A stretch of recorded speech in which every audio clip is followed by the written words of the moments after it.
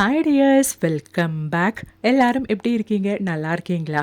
இன்றைக்கி நம்ம வீடியோவில் நம்ம பார்க்க போகிறது இன்றைய காலகட்டத்தில் எல்லோருமே ஃபேஸ் பண்ணுற மிகப்பெரிய ஒரு பிரச்சனை தான் சீக்கிரமாக முடி நரைச்சி போகிறது, அதாவது ப்ரீமெச்சூரிட்டி. அது மட்டும் இல்லைங்க, வயதுனால் வர நிறையும் இந்த மாதிரி நீங்கள் ஒரு முறை செஞ்சுட்டா போதுங்க. அதுக்கப்புறமேட்டு 80 இல்லைங்க 85 வயதானாலும் ஒரு நரைமுடி கூட உங்கள் தலையில் இருக்காது. கண்டிப்பாக இந்த ஒரு வீடியோ நீங்கள் ஃபுல்லாக ஸ்கிப் பண்ணாமல் பாருங்கள், உங்களுக்கு மிகவும் பயனுள்ளதாகவே இருக்கும். வீடியோ பிடிச்சிருந்தா மறக்காமல் லைக் பண்ணுங்கள், அதோடவே உங்கள் ஃப்ரெண்ட்ஸ் அண்ட் ஃபேமிலி கூட ஷேர் பண்ணி சப்போர்ட் பண்ணுங்கள். அப்போ வாங்க நமக்கு டைம் வேஸ்ட் பண்ணாமல் நேராக வீடியோக்குள்ளே போயிடலாம். அப்போ நமக்கு நம்மளோடது முதல் டிப் ஒன்று பார்த்துடலாங்க. அதுக்காக வேண்டிட்டு நம்ம யூஸ் பண்ண கேண்டில் தாங்க நான் எடுத்திருக்கேன். அதாவது சாதாரணமாக இந்த மாதிரி சின்ன கேண்டில்ஸ் எல்லாம் நம்ம யூஸ் பண்ண மாட்டோம், மெயினாக தூக்கி போடுவோம். அந்த மாதிரி யூஸ் பண்ணி தீரறதுக்கான இந்த மாதிரி மெழுகு திரியெல்லாம் நம்ம எடுத்து ஒரு பாத்திரத்தில் போட்டு நல்லா ஒன்று உருக்கி எடுத்துடலாம். ரொம்பவே பயனுள்ள ஒரு டிப்பு தான். இந்த ஒரு தீர்ந்து போன கேண்டில் வச்சு இல்லைன்னா மெழுகு திரி வச்சு நம்ம செய்ய போகிறோம். அதுக்காக வேண்டிட்டு லோ ஃப்ளேமில் போட்டு நம்ம ஃபஸ்ட்டு அந்த மெழுகு திரி ஒன்று உருக்கி எடுத்துடலாம். நீங்கள் மெழுகுதிரி உருக்கும் போது லோ ஃப்ளேமில் போட்டு உருக்கி எடுத்துக்கோங்க. நல்லா உருகினதுக்கு அப்புறமேட்டு நான் இங்கே பூண்டு தாங்க எடுத்திருக்கேன். நல்லா பெரிய பல்லு பூண்டு 2 பல்லு பூண்டு இடித்து நம்ம அந்த உருகின மெழுகுதிரி கூட சேர்த்துக்கலாம். பூண்டு மெழுகுதிரியில் போடும்போது உருகின மெழுகுதிரியில் போடுற டைமில் நீங்கள் ஃப்ளேம் ஆஃப் பண்ணிக்கோங்க. கொஞ்சம் கொஞ்சமாக போட்டுக்கோங்க, பார்த்து போட்டுக்கோங்க, இல்லைன்னா மேலே தெரிக்கிறதுக்கு சான்சஸ் ரொம்பவே இருக்குது. பூண்டு போட்டு அது நல்லா இந்த மாதிரி பொரியிற டைமில் நீங்கள் ஒரு 1/4 டீஸ்பூன் அளவுக்கு மஞ்சத்தூளும் போட்டுருங்க. அவ்வளோதான். பாருங்கள், இப்போ நம்மளோடது கேண்டில் இங்கே ரெடி ஆயிருச்சு. இப்போ நம்ம இதை எப்படி பயன்படுத்த போகிறோம் அப்படின்றத பார்த்துடலாம். ரூம் டெம்பரேச்சருக்கு வர்றதுக்கு முன்னாடி நம்ம மெயினாக விளக்குக்கு அந்த சூடோடவே மாற்றிடணும். சீக்கிரமாக ரூம் டெம்பரேச்சருக்கு வந்துச்சுன்னா நமக்கு அதை பயன்படுத்த முடியாது. அந்த சூடோடவே நான் இங்கே விளக்குக்கு மாற்றியாச்சு. இப்போ அதில் நம்ம திரியும் போட்டு வச்சிடலாம். நான் இங்கே ஒரு காட்டன் திரி தாங்க அதுக்குள்ளே போடுறேன். போடும்போது நீங்கள் கேர்ஃபுல்லாக போட்டுக்கோங்க. இது ஒரு 10 நிமிஷம் டைமுக்குள்ளேவே நமக்கு நல்லா செட் ஆகி கிடைக்கும். நம்ம திரி போட்டதுக்கு அப்புறமேட்டு அதுக்கு மேலேயும் நம்ம இந்த மாதிரி உருக்கின கேண்டில் ஊற்றிக்கலாங்க. அவ்வளோதான். நம்ம இப்போ உருக்கின அந்த கேண்டில் 2 விளக்கு வரைக்கும் நமக்கு செஞ்சு எடுத்துடலாம். இப்போ ஒரு 10 நிமிஷம் டைமுக்கு நமக்கு அப்படியே விட்டுடலாம். அந்த டைமுக்கு அந்த ரூம் டெம்பரேச்சருக்கு நமக்கு சீக்கிரமாகவே இது செட் ஆகி கிடைக்கும். அதுக்கு முன்னாடி விளக்கு பற்ற வைக்கும்போது நல்ல ஒரு நறுமணத்துக்காக வேண்டிட்டு நம்ம கொஞ்சம் கற்பூரம் கூட அதில் சேர்த்துக்கலாம். நான் இங்கே பெரிய கற்பூரம் அப்படின்றதுனால ஒரு கற்பூரம் தாங்க பொடிச்சு சேர்த்துட்டு இருக்கிறேன். கையாலேயே நம்ம இந்த மாதிரி பொடிச்சு சேர்த்துக்கலாம். நல்லா நம்ம அந்த ஒரு கற்பூரம் சேர்த்ததுக்கு அப்புறமேட்டு ஒரு டூத்பிக் யூஸ் பண்ணி நம்ம இந்த மாதிரி ஒன்று மிக்ஸ் பண்ணி கூட விட்டுடலாங்க. அவ்வளோதான். இனி நம்ம கொஞ்சம் நேரம் வச்சுட்டாலே போதும். நல்ல கரெக்டான டெம்பரேச்சரில் நமக்கு அது செட் ஆகி கிடைக்கும். அதுக்கப்புறமேட்டு நம்ம இதை பயன்படுத்திக்கலாம். சும்மா வேஸ்ட்டுன்னு கடைசியாக அந்த த்ரெட் எல்லாம் அந்த கேண்டில்குள்ளே இல்லைன்னு சொல்லிட்டு நம்ம யூஸ் பண்ணாமல் அந்த ஒரு மெழுகுதிரி வச்சு நம்ம இந்த மாதிரி ஒரு விளக்கு செஞ்சுட்டோம்னா, இப்போ இருக்கிற வெதர் கண்டிஷனுக்கு மெயினாக ஒரு நாள் மழை இருக்குது, ஒரு நாள் வெயில் இருக்குது. இந்த மாதிரி வெதர் ரொம்பவே சேஞ்ச் ஆகிட்டு இருக்கு. நல்ல கொசு தொல்லை, பொடிங்க தொல்லை எல்லாம் நம்ம வீட்டில் இருக்குது. அதெல்லாம் போக்குறதுக்காக வேண்டிட்டு சாயந்தர டைமில் இந்த ஒரு விளக்கு நீங்கள் பற்ற வச்சுக்கோங்க. நல்ல ஒரு நறுமணம் இருக்கும். அது மட்டும் இல்லைங்க, நல்ல ஒரு பாசிட்டிவிட்டி நம்ம வீட்டுக்கு கொண்டு வர்றதுக்கும் இந்த ஒரு விளக்கு ரொம்பவே ஹெல்ப் பண்ணும். இந்த ஒரு விளக்கை நம்ம பற்ற வைக்கும் போதே நம்ம வீட்டில் கொசு தொல்லை, பொடிங்க தொல்லை எல்லாம் இருந்தால் சுவிட்ச் போட்ட மாதிரி அதுங்களெல்லாம் அதுக்கப்புறமேட்டு உங்களுக்கு பார்க்க கூட முடியாதுங்க. கண்டிப்பாக ட்ரை பண்ணி பாருங்கள். பிடிச்சிருந்தா மறக்காமல் லைக் பண்ணுங்கள். அப்போ இன்னும் நமக்கு ரொம்ப ஈஸியாக சுலபமாக உளுந்து இல்லைனா கூட செய்யக்கூடிய ஒரு அருமையான பிரேக்ஃபாஸ்ட் ரெசிபி பார்த்துடலாம். அதுக்காக வேண்டிட்டு ரேஷன் பச்சரிசி தான் நான் 1.5 பவுலுக்கு எடுத்திருக்கேன். நான் இந்த ஒரு பவுலில் தாங்க மெஷர் பண்ணுறேன். பச்சரிசி நல்லா வாஷ் பண்ணதுக்கு அப்புறமேட்டு ஒரு 1/4 டீஸ்பூன் வெந்தயம் போட்டு நம்ம அது ஊறுறதுக்காக மாற்றி வச்சிடலாம். பச்சரிசின்றதுனால ஒரு 1.5 ஹவர் டைமுக்கு சீக்கிரமாக நமக்கு இது ஊறி கிடச்சிரும். அவ்வளோதான். நம்ம இதை ஊறுறதுக்காக மாற்றி வச்சிடலாம். கரெக்டாக ஒரு 2 ஹவர் டைம் முடிஞ்சிருச்சுங்க. நம்மளோட பச்சரிசியும் வெந்தயம் நல்லாவே ஊறி வந்துருச்சு. இப்போ ஊறின பச்சரிசி நம்ம அப்படியே மிக்ஸி ஜாருக்கு மாற்றிடலாம். இந்த ஒரு பிரேக்ஃபாஸ்ட் ரெடி பண்ணுறதுக்காக வேண்டிட்டு நமக்கு கிரைண்டர் ஒன்றும் தேவைப்படாதுங்க. ஜஸ்ட்டு மிக்சியில் போட்டு நீங்கள் நல்லா அரைச்சி எடுத்து நல்லா டேஸ்டியான பிரேக்ஃபாஸ்ட் சாப்பிட்டுடலாம். இந்த ஒரு பிரேக்ஃபாஸ்ட்டில் உளுந்து சேர்க்கலையான்னு நீங்களே ஆச்சரியப்படுவீங்க.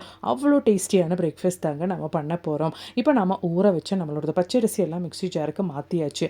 அதோடவே மெயினான ஒரு இன்க்ரீடியன்ஸ் கூட நம்ம ஆட் பண்ண போகிறோம். அதுதான் புழுங்கல் அரிசியோட சாப்பாடு. அப்படி இல்லைன்னா உங்கள் வீட்டில் நீங்கள் எந்த ரைஸில் குக் பண்ணுறீங்களோ அந்த சாப்பாடு நீங்கள் எடுத்துக்கலாம். ஒரு 3/4 பவுல் அளவுக்கு, அதாவது நம்ம பச்சரிசி 1.5 பவுல் எடுத்திருக்கோம். 3/4 பவுல் அளவுக்கு நம்ம வீட்டில் எந்த சாப்பாடு நம்ம சமைக்கிறோமோ, ரைஸ் நம்ம குக் பண்ணுறோமோ அந்த ரைஸ் சாப்பாடை நீங்கள் சேர்த்துக்கலாம். இப்போ நம்ம ஊறின தண்ணியே கொஞ்சம் சேர்த்துட்டு தேவையான அளவுக்கு தண்ணி சேர்த்துக்கோங்க. ரொம்ப தண்ணி சேர்க்காதீங்க. இப்போ கரெக்டான கன்சிஸ்டன்சிக்கு கோஸாக நம்ம அரைச்சி எடுத்துடலாம். அவ்வளோதான். பாருங்கள், நம்மளோட பேட்டர் ரெடி ஆயிடுச்சு. நீங்கள் தண்ணி ஊற்றும் போது தான் இந்த ஒரு கன்சிஸ்டன்சிக்கு வர மாதிரி தண்ணி ஊற்றி நீங்கள் அரைச்சிக்கோங்க. நான் இங்கே நைட்டு தான் இந்த ஒரு பேட்டர் ரெடி பண்ணிகிட்டு இருக்கிறேன். தேவையான அளவுக்கு உப்பும் போடுறோம். உப்பு போட்டதுக்கு அப்புறமேட்டு கையாலேயே நம்ம நல்லா ஒன்று மிக்ஸ் பண்ணி விட்டுக்கலாங்க. நம்ம கையில் இருக்கிற குட் பாக்டீரியாஸ் இந்த மாவெல்லாம் நல்லா கரெக்டான பதத்துக்கு புளிக்கிறதுக்கு நமக்கு ஹெல்ப் பண்ணும். அதுக்காக வேண்டிட்டு நம்ம தனியாக பழைய மாவு, பேக்கிங் சோடா எதுவுமே போடணுன்ட்டு அவசியம் கிடையாது. அவ்வளோதான். நல்லா கையால் மிக்ஸ் பண்ணிவிட்டு குக்கர் மூடி க்ளோஸ் பண்ணிக்கலாம். ஓவர் நைட்டு நம்ம அதை அப்படியே விட்டுடலாம். காலையில் தாங்க இந்த குக்கர் நான் இப்போ உங்களுக்கு ஓப்பன் பண்ணி காமிக்கிறேன். ரொம்பவே புளிச்சு மேலே வராமல் கரெக்டான பதத்துக்கு நம்மளோட மாவு நமக்கு ரெடியாகி கிடச்சிருக்கு. உங்களுக்கு நான் ஒரு கரண்டி யூஸ் பண்ணி நல்லா மிக்ஸ் பண்ணி கூட காமிக்கிறேன் பாருங்கள். நம்மளோடது அப்பத்துக்கான மாவு இங்கே கரெக்டாக ரெடி ஆயிருச்சு. இப்போ நம்ம தோசை பேன் வச்சு அதில் கொஞ்சம் ஆயில் ஸ்ப்ரெட் பண்ணிவிட்டு தேவையான அளவுக்கு பேட்டரை ஊற்றி நம்ம ஸ்ப்ரெட் பண்ணி எடுத்துட்டா போதும். ரொம்ப சுத்தாதீங்க. ஜஸ்ட்டு நம்ம அப்பம் அப்படின்றதுனால இந்த மாதிரி ஒன்று சுற்றி எடுத்தால் போதும். சைடில் இந்த மாதிரி அந்த ஹோல்ஸ் மாதிரி வரும்போது நம்ம ஒரு லிட் போட்டு மூடி போட்டு நம்ம மூடி வச்சுக்கலாம். ஜஸ்ட் ஒரு செகண்ட் டைமுக்கு மூடி வச்சு நம்ம ஓப்பன் பண்ணி எடுத்துட்டோம்னா ரொம்பவே டேஸ்டியான ஒரு அப்பம் நமக்கு ரெடி ஆயிரும். அவ்வளோதான் பாருங்கள். சைட்ஸ் எல்லாம் இந்த மாதிரி ஹோல்ஸாக வரும்போது நம்ம மூடி போட்டு க்ளோஸ் பண்ணி ஒரு செகண்ட் டைமுக்கு வச்சுட்டு நம்ம எடுத்துக்கலாம். பாருங்கள், நல்ல டேஸ்டியான அப்பம் நமக்கு இங்கே ரெடி ஆயிருச்சு. நல்ல ஒரு தேங்காய் சட்னி மட்டும் போதுங்க இது கூட சாப்பிட்றதுக்கு. காலையில் உளுந்தில்லை, நாளைக்கு என்னடா பிரேக்ஃபாஸ்ட் செய்கிறது அப்படின்னு யோசிச்சுட்டிங்கன்னா இந்த ஒரு பிரேக்ஃபாஸ்ட் உங்களுக்கு ரொம்பவே யூஸ்ஃபுல்லாக இருக்கும். கண்டிப்பாக ட்ரை பண்ணி பாருங்கள். பிடிச்சிருந்தா மறக்காம ஒன்று லைக் பண்ணுங்கள். இப்போ நம்ம தம்ப்நெயில்ல பார்த்த மாதிரி எப்படி நம்மளோடது வெள்ளை முடி நொடியில் அதுவும் ஒரு முட்டையோட வெள்ளை வச்சுட்டு நம்ம கருக்க வைக்க போகிறோம் அப்படின்றத பார்த்துடலாம். அதுக்காக வேண்டிட்டு நான் முட்டையோட வெள்ளை தாங்க தேவையான அளவுக்கு ஒரு பவுலுக்கு மாற்றுறேன். அதோடவே நமக்கு தேவையானது அலோவேரா ஜெல்லு தாங்க. உங்கள் கையில் நல்ல ஃப்ரெஷ்ஷான அலோவேரா லீவ்ஸ் இருந்தால் அதுக்குள்ளே இருந்த அந்த ஜெல் கூட நீங்கள் எடுத்து பயன்படுத்திக்கலாம். மிக்சியில் போட்டு நல்லா ஒன்று பிளெண்ட் பண்ணிவிட்டேன். நான் இங்கே ஒரு 1/4 டீஸ்பூன் அளவுக்கு அலோவேரா ஜெல் ஆட் பண்ணிட்டேன். இப்போ நமக்கு தேவையானது பிளாக் ஹென்னா தாங்க. அமோனியா ஃப்ரீயான கெமிக்கல் இல்லாத இந்த மாதிரி ஆயுர்வேதிக் ஷாப்பில் இருந்து நம்ம கேட்டால் நமக்கு கெமிக்கல் இல்லாத பிளாக் ஹென்னா கிடைக்கும். அதை நம்ம பயன்படுத்திட்டோன்னா நமக்கு இன்ஸ்டண்ட்டான ரிசல்ட்டே கிடைக்கும். நிறைய பேருக்கு இருக்கிற பிரச்சனை தான் மணிக்கணக்காக தலையில் டை போட்டு வைக்கிறது பிடிக்காது அப்படின்றது. அந்த மாதிரி இருக்கிறவங்களுக்கெல்லாம் ரொம்பவே பயனுள்ள ஒரு டிப்பு தாங்க இந்த மாதிரி நம்ம செய்யறது. பிளாக் ஹென்னா தனியாக நம்ம தலையில் அப்ளை பண்ணாலும் முடி நல்லா கருக்கும். அதை டைரெக்டாக அப்ளை பண்ணும்போது நிறைய பேருக்கு முடி உதிர்தல், முடி ட்ரை ஆகுதல், டேண்ட்ரஃப் போன்ற நிறைய பிரச்சனைகள் உருவாகும். அந்த மாதிரி இல்லாமல் இருக்கிறதுக்காக வேண்டிட்டு இந்த மாதிரி நம்ம முட்டை அது மாதிரியே நம்மளோடது அலோவேரா ஜெல் எல்லாம் சேர்த்து இந்த மாதிரி நல்லா ஒன்று பிளெண்ட் பண்ணி மிக்ஸ் பண்ணிவிட்டு அதுக்கப்புறமேட்டு நீங்கள் குளிக்கிறதுக்கு முன்னாடி உங்கள் வெள்ளை முடியில் நல்லா அப்ளை பண்ணிக்கோங்க.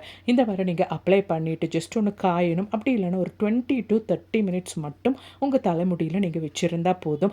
அதுக்கப்புறமேட்டு மைல்டான சோப்பை ஷாம்பு போட்டு நீங்கள் வாஷ் பண்ணிக்கலாம். இந்த ஒரு கலர் உங்களுக்கு ரொம்ப நாளைக்கு நீடிக்குங்க. இதில் அலோவேரா ஜெல் முட்டை எல்லாம் நம்ம ஆட் பண்ணியிருக்கிறதுனாலேயே நம்ம தலைமுடி ரொம்பவே ஈஸியாக நல்லா ஷைனிங்காக மாறுறதுக்கும் ஹெல்ப் பண்ணும். அது மட்டும் இல்லைங்க, நிறைய பேருக்கு இன்றைய காலகட்டத்தில் இருக்கிற மிகப்பெரிய ஒரு பிரச்சனை தான் முடி சீக்கிரமாக நரைச்சி போகிறது அப்படின்றது. முட்டையும் அலோவேரா ஜெல்லும் அந்த மாதிரி ஒரு பிரச்சனை இல்லாமல் பண்ணுறதுக்கும் ரொம்பவே உதவுங்க. அவ்வளோதான். நம்ம ரெடி பண்ண இந்த ஒரு ஹெட்டை தலையில் நல்லா அப்ளை பண்ணிக்கலாங்க. நிறைய பேருக்கு அலர்ஜி தொந்தரவு இருக்கும். அந்த மாதிரி இருக்கிறவங்களா இருந்தால் ஜஸ்ட்டு நீங்கள் ஒரு பேட்ச் டெஸ்ட் மாதிரி கொஞ்சம் முடியில் அப்ளை பண்ணிவிட்டு உங்களுக்கு அலர்ஜி தொந்தரவு எதுவுமே இல்லை அப்படின்னா மட்டும் முழுசாக உங்கள் முடியில் அப்ளை பண்ணிக்கோங்க. அப்போ இன்றைக்கி நம்ம வீடியோவில் நான் ஆட் பண்ண எல்லா டிப்ஸும் உங்களுக்கு ரொம்பவே பயனுள்ளதாக இருந்திருக்கும்னு நான் நினைக்கிறேன். வீடியோ பிடிச்சிருந்தா ஒன்று லைக் பண்ணுங்கள். அதோடவே நிறைய வீடியோஸ் நான் என் சேனலில் ஆட் பண்ணியிருக்கேன். அது கூட கொஞ்சம் செக் பண்ணி பாருங்கள். தேங்க்ஸ் ஃபார் வாட்சிங்.